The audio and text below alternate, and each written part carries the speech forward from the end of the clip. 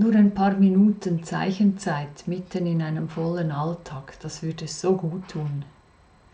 Geht es dir auch so? Wenn ich viel um die Ohren habe, ist das Erste, was wegfällt, die Zeit zum Zeichnen, die Zeit für mich, die Sachen, die nicht so dringend sind, aber die eigentlich auch ganz wichtig wären. In diesem Video zeige ich 4 Tipps, was mir hilft, wenn ich in einem dichten Alltag täglich ein bisschen zeichnen möchte. Ich bin Barbara Grünenfelder, ich unterrichte und coache in der Region Bern und online. Als erstes will ich die Momente und Gelegenheiten kennen, damit ich sie dann gleich im Moment erkenne und bereit bin, bevor sie schon wieder vorbei sind. Schon 1 Minute oder 5 Minuten können Oasen im Alltag sein. In dieser Zeit kann ich auch die Auge-Hand-Koordination schulen. Ich kann eine Lernspur bilden, wo ich mein Leben und meinen Zeichenweg sehen kann.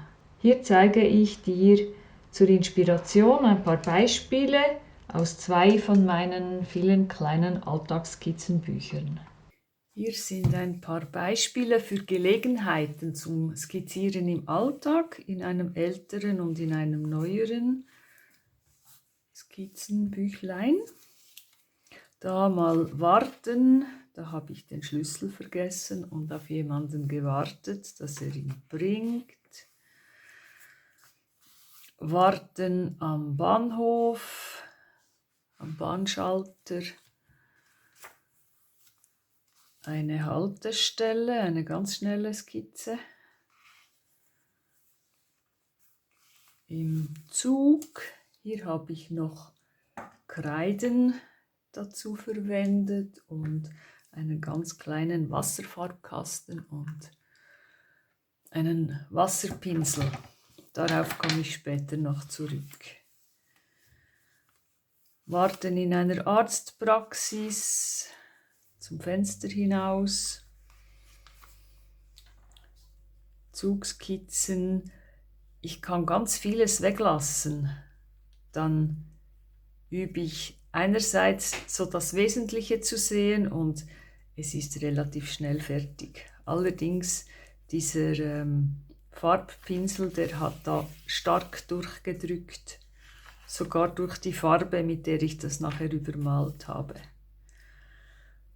Warten, das hatte ich auch lange dabei. Hier wieder eine schnelle Skizze, wo man auch sieht, wie es durchdrückt von der Seite vorher und von der Seite nachher. Also Wasserfarbe und Tinte, ja, drückt einfach durch bei diesem dünnen Papier.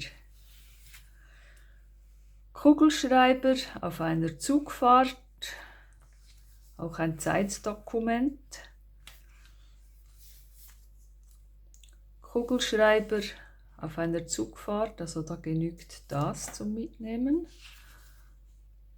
Man sieht auch, wie das Papier durchdrückt, aber mich stört das nicht. Blick zum Fenster hinaus. Das war auch eine Konferenzskizze online. Beim Spielen, wenn jemand sehr lange nachdenkt jeweils. Beim Frühstück. Beim Wandern mit so einem Farbstift und vermalt.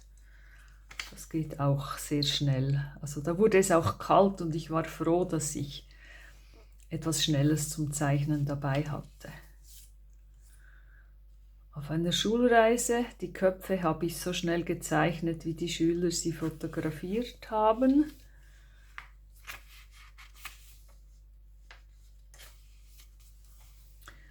Es war auch ein bisschen unangenehmes Wetter, aber mit dieser schnellen Technik, da mit dem wasserlöslichen Bleistift, konnte ich so diese neblige Morgenstimmung festhalten. Das ist ein Pilz im Wald, auch eine Skizze, die kaum 1 Minute gedauert hat, aber mich so an diese Begegnung mit diesem Pilz erinnert. Das ist Wartezeit beim Optiker. Warten, bis der Zug kommt am Bahnhof. Wieder eine Zugskizze.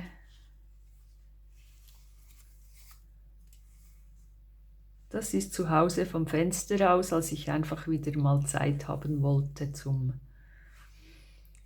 Zeichnen, so ein kurzes Zeitfenster. Und man sieht, wie hier die Kreide auf die andere Seite abdrückt. Das, was ich dann auf der nächsten Seite gezeichnet habe. Das ist Warten beim Arzt, wo man so die MPAs arbeiten sieht. Eine Wanderskizze mit wenig Gepäck, aber das da dabei. Das ist zum Fenster hinaus, nur mit diesem Bleistift.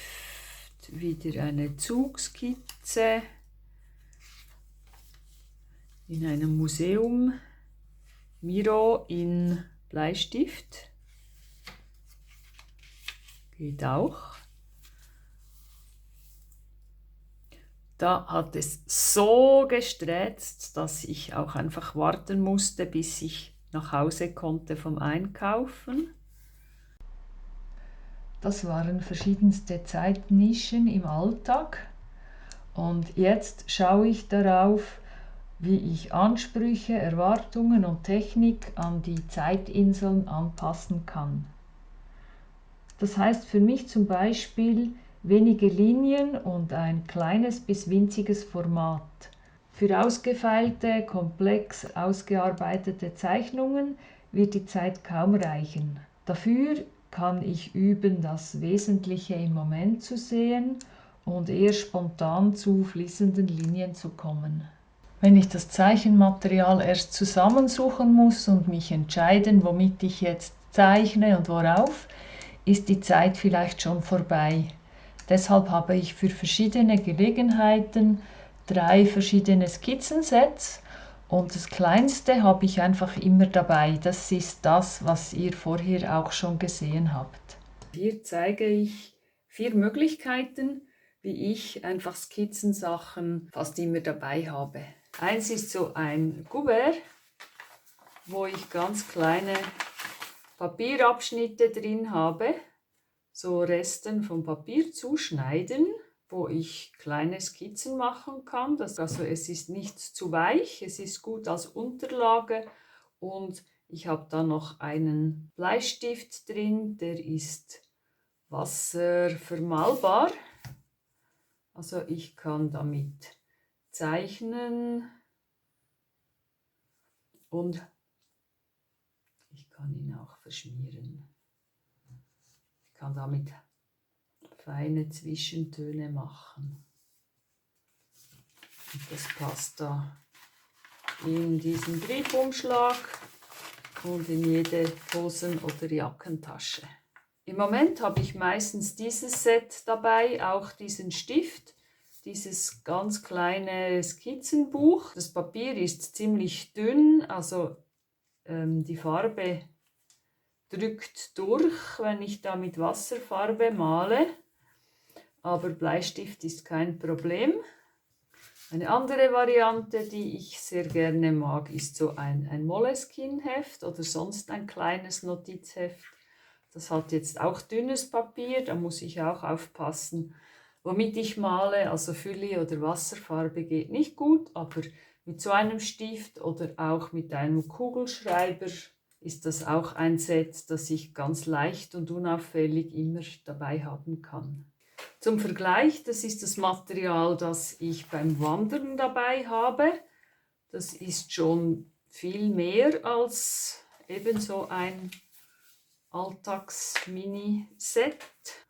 Und das nehme ich mit, wenn ich absichtlich zum Skizzieren gehe, für einen Sketchcrawl oder für einen Kurs oder so. Ich habe also 3 Sets für 3 verschiedene Gelegenheiten. damit ich ohne Suchen und ohne Entscheiden einfach das nehmen kann, was passt und gleich loslegen kann mit Zeichnen. Es ist auch sinnvoll zu wissen, was ich zeichnen möchte. Eine Möglichkeit ist zum Beispiel so ein Schälchen parat zu machen mit kleinen Dingen, die in kurzer Zeit gezeichnet sind, die ein Erfolgserlebnis geben und ja, die Freude macht. Bucheckerchen, Eicheln würden gehen, eine Feder. Tanzapfen ist schon auf der anspruchsvollen Seite, aber Steine sind auch eine ganz gute Übungsmöglichkeit, auch für ganze Felspartien und Berge. So organische Formen sind einfacher zu zeichnen als gerade Formen, wo dann sofort so perspektive Sachen sichtbar werden oder man möchte die Linien gerade haben. Hier habe ich aber auch noch ein Schälchen mit einer Spielfigur oder Büro, Küchen, Wäschesachen. Und wenn du so ein Schälchen mit ein paar Sachen zum Zeichnen parat hast, dann hast du einerseits gerade etwas zum Zeichnen. Ich weiß, heute zeichne ich diese Gewürzdose oder diese Woche zeichne ich jeden Tag mal die Gewürzdose und schau, wie sich das entwickelt. Und andererseits hast du auch eine Erinnerung, dass du zeichnen möchtest. Du kannst dir eine Liste machen mit 6 Sachen was und 6 Herangehensweisen wie und dann würfeln und dich überraschen lassen, was du heute zeichnen darfst. Oder hier ist ein Beispiel, das ist von einem Kurs draußen mit 30 Dingen was und 20 Herangehensweisen. So kannst du dir auch monatelang verschiedene Kombinationen würfeln, was du zeichnen könntest. Du kannst dir auch Zettel machen, brainstormen, etwas auf dem Tisch, ein Apfel vor, während nach dem Essen. Und du könntest die Zettel zufällig aus dem Kuvert ziehen oder du könntest dir parat machen, morgen oder nächste Woche will ich das und das üben. Oder du kannst sie sortieren nach Schwierigkeitsgrad und immer wenn dir etwas zu einfach geworden ist, gehst du zum nächst schwierigeren über. Ein Ausschnitt, also etwas von nah oder von weit weg, Peperoni, Knoblauch, das Essen in einer Linie, eine Zimmerpflanze im Überblick oder von ganz nah, ein Stein mit Schatten in ganz verschiedenen Variationen. Du kannst auch mal einfach mit Schraffuren und Gekribbel so experimentieren, was dein Stift überhaupt hergibt, wie du Schatten machen könntest mit geraden, mit solchen Schraffuren, mit Kreuzschraffur, einfach kritzeln eckig, einfach kritzeln rund oder Punkte oder was dir sonst noch einfällt. Oder auch mal zurückschauen auf die letzten Tage und wählen, was dir am meisten Freude gemacht hat oder was du noch mal anders ausprobieren möchtest. Ein Herbstblatt, deine Hand mit einer Linie oder den Falten nach, Abfalleimer, ein Gewürzglas und immer wieder schön ist einfach die Kaffee- oder Teetasse, gerade während dem Kaffee- oder Teetrinken zu zeichnen. Das ist so ein einfaches Sujet und du kannst es auf so viele verschiedene Arten machen und auch immer mehr so darauf achten, wie ist die Rundung da.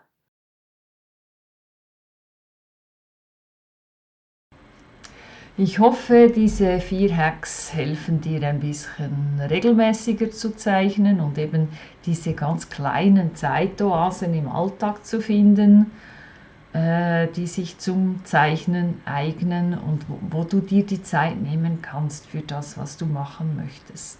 Und für weitere Videos abonniere gerne diesen Kanal. Du kannst ihn auch mit Like und Teilen und so unterstützen. und ich bin gespannt, was ich lese, was ihr so zeichnet und wo ihr eure Zeitlücken findet, wo das Zeichnen möglich ist. Ich wünsche euch eine ganz kreative Zeit.